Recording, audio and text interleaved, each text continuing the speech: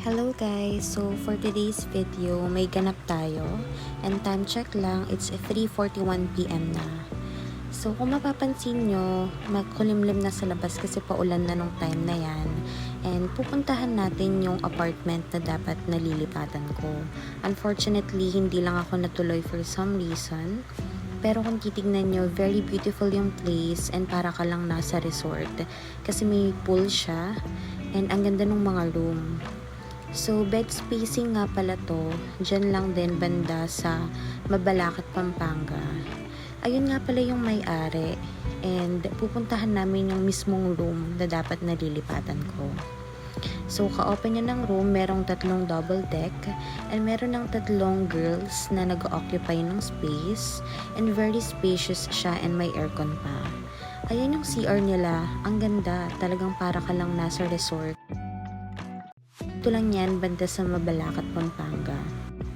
Kinabukasan nga pala, nag-samji kami ng friend ko sa Angry Pig, dyan sa Balibago, Pampanga. Tapos, first time ko dyan, and ang sarap ng samji nila. And after nun, trinit niya ako ng drinks, and kung makikita niyo yung barista, pine-prepare niya yung drinks namin. And very yummy yung drinks namin. Ayan nga pala yan sa Pigs and Beans. And guys, super sweet nga pala ng kuya ko sa work kasi dinalahan niya ako ng fresh pili nuts from Bicol. So grabe, talagang more than 1 decade na nung last na nakatikim ako ng fresh na pili nuts. So ayan, ipapakita ko sa inyo kung paano ko siya i-prepare. And by the way guys, sorry kasi very wrong yung pag-prepare ko dyan. So una, hinugasan ko muna siya ng mabuti para makasigurado na malinis kahit na alam ko na malinis na yan. And after nun, ayan yung fresh pili nuts. Ito nga pala yung lunch ko from Wendy's. Pinakuluan ko siya. Noong mga moment na yan, nilagay ko na yung fresh pili nuts dun sa kumukulong tubig. And nakalimutan ko na dapat pala binablanch lang yan. Hindi pala siya pinakukuluan. Kaya pala kahit na ang tagal ko na siyang pinakukuluan, hindi pa rin lumalambot yung balat niya.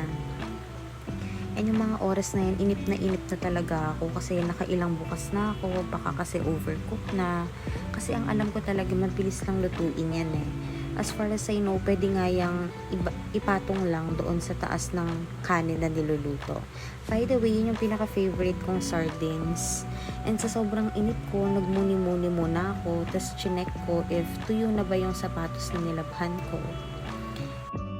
Going back sa pagluluto, ayan nga pala yung itsura ng pili nuts kapag nasa shell pa siya. So, nung bata ako, naaalala ko na binibilad pa namin yan sa araw. Tapos pupukpukin namin siya. Tapos makakain na namin yung nuts. Tapos ayun, grabe, 1 hour na yan. Tapos hindi pa rin malambot yung pili. Grabe siya. Talagang sobrang tigas niya pa. Finally guys, feeling ko luto na siya nung time na yan. Pero alam ko sa sarili ko na nag-fail ako and I'm really sad kasi hindi ko nakuha yung tamang luto niya. Anyway, sa mga hindi pa nakakatikim ng fresh pili nuts, yung kulay dark violet na nakikita ninyo, yan yung mismong fruit. Tapos kapag binalatan mo yan, para kang may makakain na kamote, yung texture niya na parang maasim na parang lasang insekto. Basta ganun yung panglasa ko sa kanya. Pero nung una kasi, nung first time ko sa Bicol, hindi ko talaga kayang kainin yan kasi hindi ko nga siya nakalakihan. Pero dahil 2 months kaming nagbabakasyon doon nung bata ako every summer, laging merong pili nuts doon and nasanay ako kung paano siya kainin. And then, ayun, hanggang sa naging everyday food namin siya. Kaya, na-used to eat din ako sa kanya. And sarap na sarap ako. Grabe. Pero feeling ko sa mga first timer dyan, same lang din tayo na hindi nyo siya ma-appreciate at first. Pero kapag kasanayan nyo na siya, very yum. Hindi ko alam kung anong klaseng food siya na maihahalin tulad ko sa mga Kapampangan. Kasi very unique yung lasa nito eh. And for me, it serves as an appetizer sa mga Bicolano. Feeling ko lang naman. Anyways, ito yung mga pili nuts na binibenta as pasalubong. Pwede siyang gawing candy.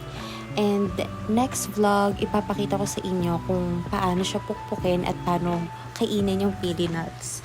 So, ayun lang guys. Sana nag-enjoy kayo sa aking vlog for today. Bye!